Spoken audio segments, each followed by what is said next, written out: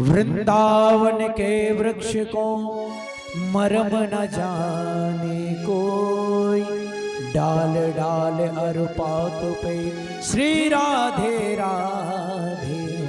इसलिए कहा गया है कि वृंदावन के वृक्ष, वृक्ष का महत्व है। अरे कृष्ण की वृक्ष के नीचे राधा जी, किशोरी जी, कन्हैया जी के साथ लाड़ लड़ाते हुए मिल जाए, झूलते हुए मिल जाए। इसीलिए वृंदावन के वृक्षों पर भी राधे राधे लिखा है कि वृंदावन के वृक्ष को मर्म न जाने कोई, डाल डाल अरुपात पे श्री राधे राधे होए। उद्धव जी ने भगवान से कह दिया, प्रभु इस वृंदावन से पृथक मुझे मत करना, कीड़ा मकोड़ा लता वृक्ष जो बनाना है बनाना, लेकिन इस वृंदावन से दूर मत करना। मैं सदा इस ब्रज में ही आनंद से रहूं। 2 दिन के लिए आए, 6 महीने लग गए। उद्धव का ज्ञान पानी की तरह बह गया। वृंदावन में ज्ञान कूदड़ी है, जहां उद्धव का पूरा ज्ञान गोपिकाओं ने निकाल दिया। पागलों की तरह बहते हुए आज पुनः मथुरा पहुंचे हैं। भगवान ने हृदय से लगाकर दिव्य झांकी का प्रदान किया।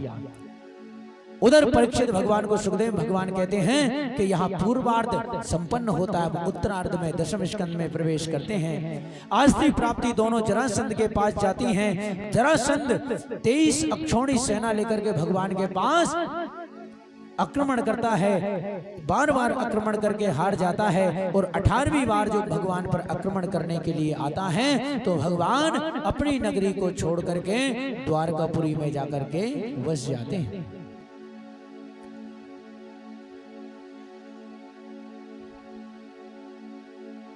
भागवत जी के ऊपर कुछ नहीं रखना चाहिए ना, ये भगवान है। दूर से ये फल बल्ली, केवल पुष्प और पुष्प की माला चढ़ानी चाहिए, विशेष ध्यान रखें। तुरंत वहां पर पहुंच जाते हैं, और जैसे ही अक्षौणी सेना लेकर के आक्रमण करने के लिए आते हैं, भगवान दाऊ दादा से कहते हैं, दाऊ दादा यहाँ से भाग लेते हैं। दाऊ दादा ने कहा, भाई लोग भैया हमें भगोड़ा कहेंगे, रणछोड़ कहेंगे। भगवान ने कहा, भैया इतने नाम पर गए तो एक नाम और सही पर जाने दो।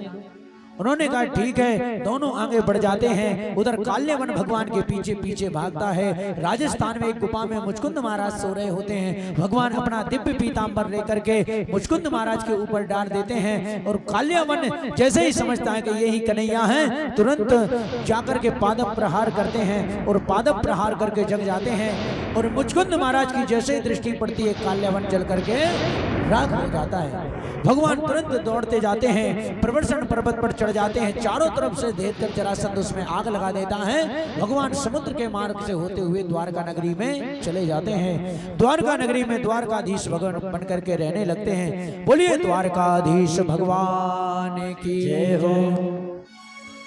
भगवान भीष्मक्षुता रुक्मणी रुचिनासना राक्षेना विश्वानेना उस्रकरवेणुया स्मृतः।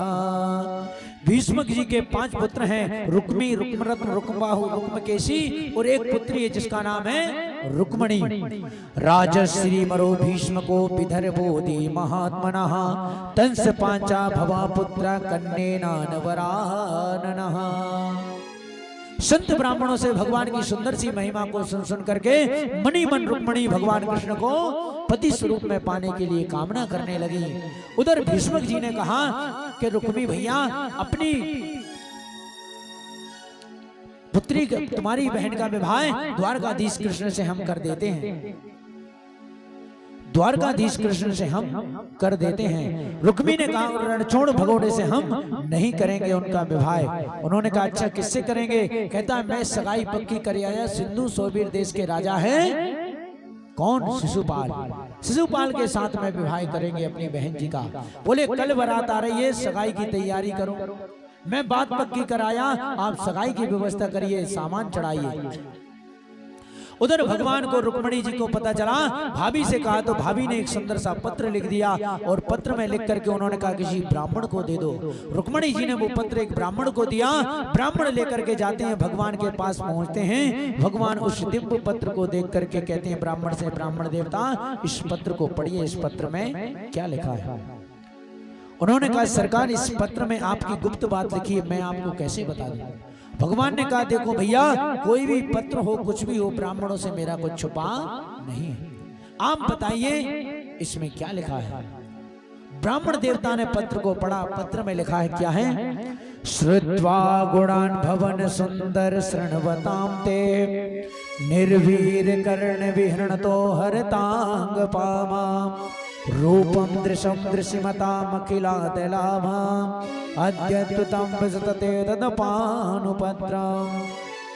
कहते हैं कमलेन, जब से मैंने सुंदरता की महिमा को सुना है तब से मैं आपको पति स्वरूप में पाने के लिए लालायित हूँ। मेरे भाई ने मेरा विवाह अन्यत्र तय कर दिया है। आप आइए, वीरता का परिचय दीजिए और मुझे यहाँ से ले जाइए। पत्र में लिख दिया कि मेरे भाई अगर विरोध करेंगे तो आप उनका वध मत करना। हमारे यहाँ एक अंबिका माता का पूजन होने का विधान है। मैं मंदिर में पूजा करने के लिए जाऊंगी, आप वहां पधारना, ना किसी से लड़ाई होगी ना झगड़ा होगा। भगवान ने तुरंत ब्राह्मण से कहा, ब्राह्मण देवता, जो रुक्मिणी की स्थिति है वही हमारी है। भगवान ने कहा कैसे? बोले मैंने भी रुक्मिणी की सौंदर्यता की बहुत महिमा सुनी है, मन ही मन में भी रुक्मिणी को पसंद करने लगा हूँ। तुरंत भगवान बाहर निकले, 4 घोड़े निकाले, शैम्ब, सुग्रीव, मेघ, पुष्प और बलाहक। तुरंत भगवान ने रथ में लगा करके और रथ को दौड़ा दिया। पीछे से दाऊ दादा ने आवाज लगाई कि कन्हैया कहाँ जा रहा है? तब तक तो रथ कहाँ का कहाँ पहुंच चुका था। तुरंत सेवकों ने कहा कि ये कहाँ गए? बोले महाराज कुंदनपुर से महाराज जी आए थे, पत्र लाए थे। दाऊ दादा ने कहा कि वो महाराज जी कुंदनपुर के थे? बोले हाँ।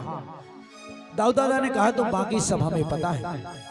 अगर वो कुंदनपुर के महात्मा हैं तो कुंदनपुर में भीष्मक जी की पुत्री रुक्मिणी का स्वयंवर है। शिशुपाल बारात लेकर के आना है। उस बारात में जरासंध जैसे भयंकर योद्धा आ रहे हैं। मेरा भाई अकेला गया है तो भगवान